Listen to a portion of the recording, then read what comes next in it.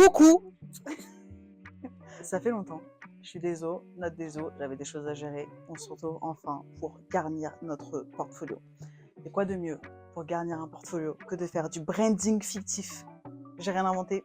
Il y a plein de gens qui le font déjà. Typiquement Hello Cory, que j'arrête pas de binge-watch en ce moment sur YouTube. Abby Koenig, par exemple, qui est, selon moi, une des plus notables en termes de branding et fictif et réel, parce qu'elle nous montre tout le client work, elle nous montre tout le process, en fait, derrière le taf de graphiste. Donc, trop cool. On se retrouve aujourd'hui pour l'introduction de ce petit chapitre branding fictif. Pour ceux qui ne savent pas, le branding, ce que c'est, ça veut tout simplement dire l'image d'une marque. Donc l'identité visuelle, les logos, la typographie, les couleurs, enfin c'est vraiment beaucoup de choses dans le branding. On peut avoir du packaging, on peut avoir tout ce qui va être website, site internet, pardon, excusez-moi. Trop relou, trop relou.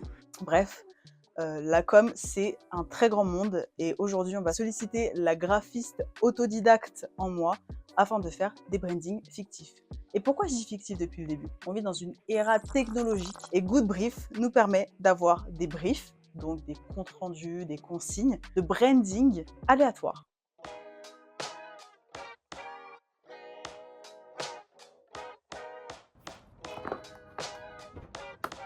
Au boulot.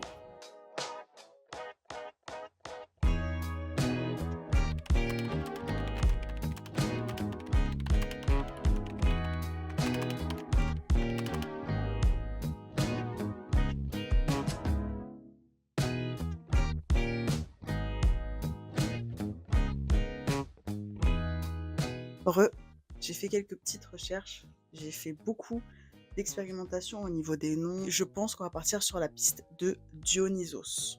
Ok, ça paraît cliché, mais on cherche à viser les adultes. Je pense qu'on va partir sur une iconographie, un portrait de lui en version un peu stamp. J'aimerais beaucoup qu'on ait le terme élixir ou nectar aussi. J'aimerais bien partir sur quelque chose de très coloré, pas de très mature en termes de couleurs, parce qu'on veut que ça reste accessible. J'imagine quelque chose de très coloré, très moderne, très d'aujourd'hui. Bon, en termes même de typographie, je pense qu'on va partir sur quelque chose d'assez pop. J'ai déjà réfléchi à différentes saveurs. Je pense qu'on va partir sur agrumes et miel, qu'on appellera hydromel. Petit clin d'œil à la boisson des dieux. On peut partir aussi sur la cerise acide, ça pourrait être nectar ou élixir. Et aussi, j'avais pensé à la grenade et à la pomme. Ensuite, par rapport au packaging, j'avais réfléchi à différentes choses. Je m'étais dit à la base, ok, on veut quelque chose d'adulte, donc on part sur du verre. Mais on veut aussi quelque chose d'accessible. Mais le plastique aujourd'hui, en Big 2024, on n'utilise plus le plastique. Ok, bah, une canette en alu alors. Voilà pour l'instant où est-ce que j'ai avancé.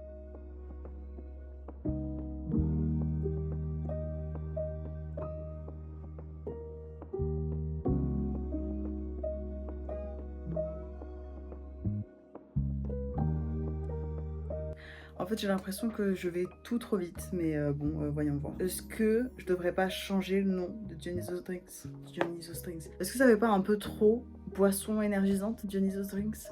En fait, c'est le drinks. Je vais réfléchir. Comme on dit, la nuit porte conseil. Et au réveil, Dionysos Drinks est devenu Amphoréa.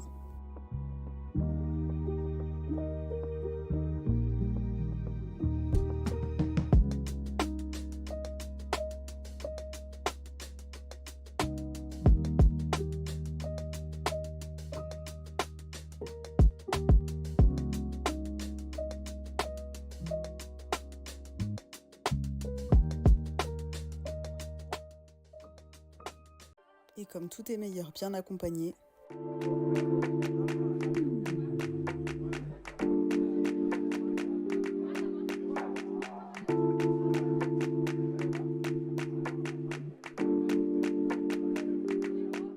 mais surtout le plus important, c'est qu'on a trop bien avancé toutes les deux.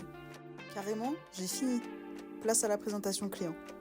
Mais avant, faut que je monte mes super mock-ups.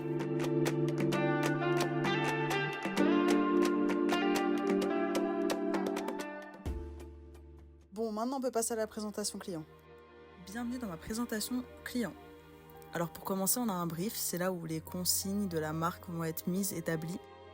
Ensuite, on va avoir un mood board, affirmer l'ambiance que souhaiterait la marque. Ensuite, on a mes justifications par rapport au nom de marque qu'on va retrouver juste là. Les typos que j'ai utilisés sur tout le long du document. Puis la charte graphique, parce que c'est important d'avoir les codes X exacts. Ensuite, on va avoir un pattern répétable qui peut identifier la marque.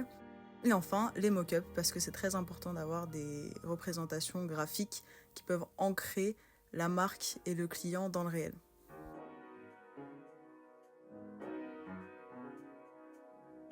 En tout cas, moi, pour l'instant, ce branding fictif, je l'aime bien. Peut-être que c'est parce que j'ai pas encore eu le recul et le temps qui est passé. Il y a des choses que j'ai à redire. Mais globalement, j'aime beaucoup ce projet. Mais surtout, ce que j'aime d'autant plus, c'est que j'ai adoré le faire. En plus, j'ai respecté la deadline de 2 jours. Alors que de base, je m'étais dit, oh, 2 jours, impossible. Donc, je suis plutôt fière de moi là-dessus, pour l'instant en tout cas. Ce que j'estime qu'il y a à revoir aujourd'hui, avec seulement un petit jour après la production. Déjà, pour commencer, le petit motif répétable qui est inspiré d'une fresque de la Grèce antique. Je trouve qu'il n'a pas trop sa place ici. J'ai un peu l'impression qu'il dénote un peu. Ensuite, la direction artistique que j'ai décidé de prendre pour la présentation du client, à mon sens, aujourd'hui, quand je la regarde, je la trouve trop enfantine. Par exemple, la page qui va parler de la palette de couleurs ou encore la page qui présente le pattern. Pareil pour le mood board qui fait vraiment trop adolescent alors que public visé d'adultes. Ensuite, dans les choses que j'aimerais revoir, c'est au niveau de ma gestion du temps. J'ai passé une journée complète quand même sur la présentation client. Maintenant, on va passer aux points qui sont très positifs dans cette expérience. Déjà, je suis très fière de moi parce que c'était mon premier branding et je trouve que globalement, il fait assez pro. Ensuite, je suis extrêmement contente du rendu de mes mock-ups. Une autre chose que j'ai beaucoup aimé faire, le haut en dégradé qui devient quelque chose d'assez répétitif dans la gamme, rend trop bien. Pareil pour les couleurs, ça fonctionne bien. Je trouve que mes dégradés de couleurs sont très réussis pour le coup au niveau de la gamme. En tout cas, en fait, le design complet du produit, je l'aime beaucoup. La présentation un peu moins, mais en tout cas, le design complet du produit est vraiment très positif à mon sens. J'en suis plutôt fière. Et moi, j'espère que ce branding vous aura plu. J'espère que vous avez déjà hâte, comme moi, de continuer à faire ce genre d'exercice parce que j'ai déjà plein d'idées. Donc n'hésitez pas si vous avez des retours, si vous êtes graphiste, si vous faites du branding ou quoi que ce soit, n'hésitez pas à me donner vos retours, à me donner des conseils. Je suis totalement ouverte à ce genre de conseils. S'il vous plaît, soyez gentils. N'oubliez pas que c'est vraiment mon premier branding ever. Mais en tout cas, j'espère que ça vous aura plu. Moi, j'ai trop kiffé et il y en a d'autres qui arrivent et je suis désolée pour le retard au niveau des vidéos. Mais pareil, ça va revenir plus souvent parce que qui dit soleil, dit vidéo. N'oubliez jamais ça. On se revoit très vite. Des gros bisous. Merci beaucoup.